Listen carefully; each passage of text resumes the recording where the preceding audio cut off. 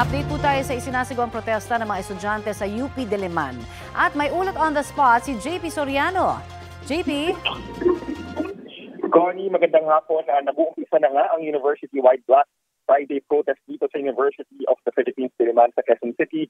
At sa mga oras na ito, Connie, sarado na ang isang bahagi ng UP Oval o yung UP Ikot na tinatawag dahil napuno na halos ng mga kabataan ang harapan ng Pauma Hall dito sa UP kung saan nagdadaos nga ng kilos protesta.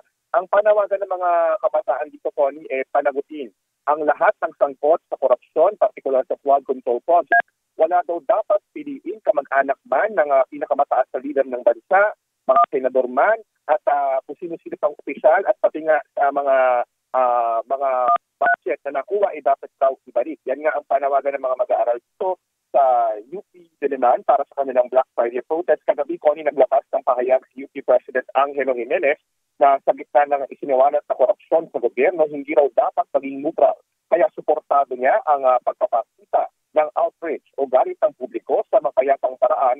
Alinsunod daw ito sa freedom of expression. At habang nagdaos ng kilos protesta rito, nakabantay ang UP Police dito sa lugar para matiyak ang seguridad. Pero sa mga oras na ito, nagpapatuloy ang kilos protesta pero mapayapa naman sa ngayon. Yan muna ang latest. Balik mo na sa iyo, Con. Maraming salamat, JP Soriano.